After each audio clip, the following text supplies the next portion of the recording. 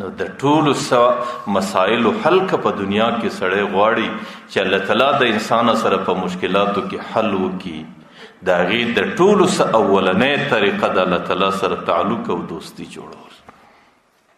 د الله تعالی تعلق او دوستي د هغې څنګه جوړیږي؟ انسان به د الله تعالی سره تعلق څنګه جوړوي؟ د ټولو اولنۍ قدم د دوستۍ چې د الله تعالی سره کم بنده جوړوي، نو هغې به د الله تعالی په کور کې ننوات ته کښېني او دا به وایي یا ربي عصیتک مدة مدیده، یا الله ډېره اوږده زمانه مې ستا نافرماني وکړه، ژبه مې ستا پر امر نه و چلېدله، سترګه مې ستا پر امر نه و چلېدله، غوږ مې ستا پر امر نه و چلېدی او د بدن ټوله اندامونه مې ستا پر امر باندې نه و چلېدل. عصیتک مدة سنینا، شپېته کاله زندګي مې ستا په نافرماني کې تېره کړه، 40 کاله مې تېره کړله، 30 کاله مې تېره کړله، 20 کاله مې تېره کړله. ورته یا ربي فجئتک تائبا فاقبلني، یا الله اوس د صلح په نیت راغلی یم، د دوستۍ په نیت راغلی یم، د قبولیت په نیت راغلی یم، فاقبلني، یا الله ما قبول که په خپلو دوستانو کې. نو د ټولو اولنۍ قدم د خپلې تیرې زندګۍ څخه توبه کړل. بس چې څومره ګناه سوې ده، چې څومره نافرمانی سوې ده، چې څومره د الله تعالی ناراضګي د انسان په زندګي کې سوې ده، د هغې څخه په اخلاص باندې توبه کړل.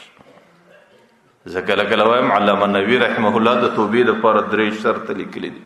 اول شرط یې دا لیکلی دی چې په کومه ګناه باندې اخته یې هغه به ځای پر ځای پرېږدي. بس یا الله ډېره وسوله، بېشماره وسوله، په ناپوهي او په جهالت کې راسه وسوله، بس نوره نه کېږي.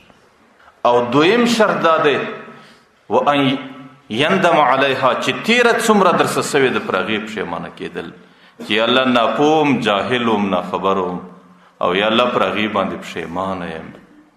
وان یعزم عزما جازما ان لا يعود الیها، دلی بله دا فیصله کوي چې په پلانکۍ ګناه اخته یم، الله ستا سره مې وعده ده په مستقبل کې بیا دا ګناه نه کوم. بس چې په کومه ګناه باندې سړی اخته وي هغه ګناه ځای پر ځای پرېښول، چې تیر په زندګي کې څومره ځینې سوې ده پر هغې باندې خدای ته ژړا کول، پښیماني کول، او پر روانه کې د الله تعالی سره عزم او قصد او وعده کول چې آینده یې بیا نه کوم. بس نو د ټولو اولنی قدم لکه تیر جمعو کې زه دا درته وایم چې دا سړی تائب او د دې متعلق پیغمبر علیه السلام وایي التائب حبیب الله، دا زما دوست دی، زما دوستی د دې سړي سره ده او زما دوستی او زما تعلق د دې سړي سره دی چې هغې زندګي زما په نافرماني کې تېره کړله، لیکن نن رالی زما دربار له او زما سره صلح او جوړه وکړله او ما ته خپل مزغی کوږ کړی او په کاږه مزغي ما ته کښېناستې.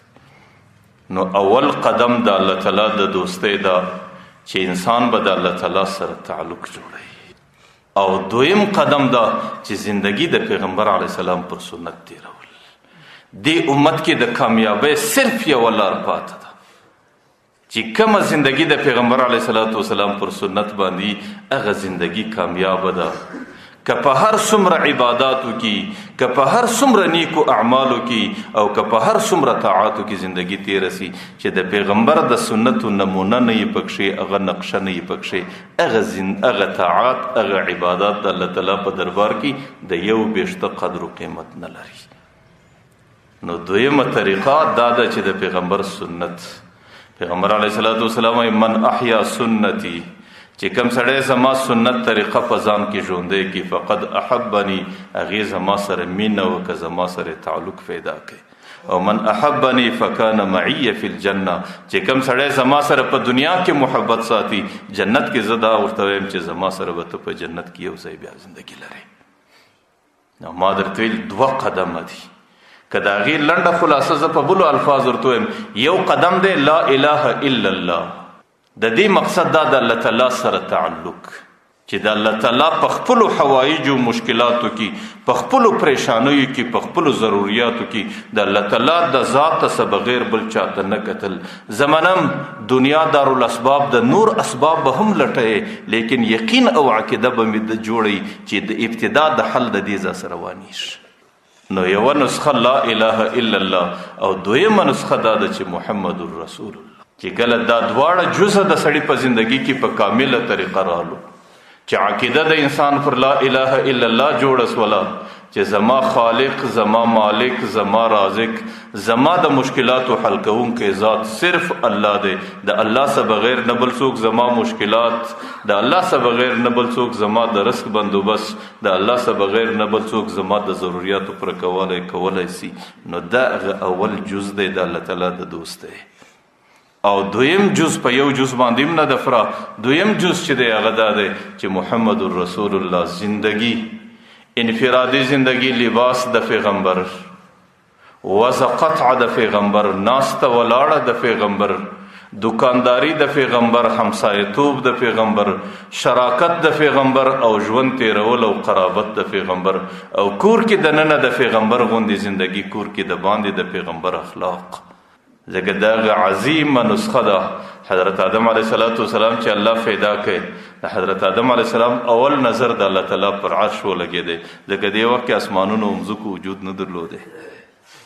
چې کله د آدم علیه السلام اول نظر د الله پر عرش ولګېدی، پر عرش باندې پر اول سر دا لیکلي لا اله الا الله محمد رسول.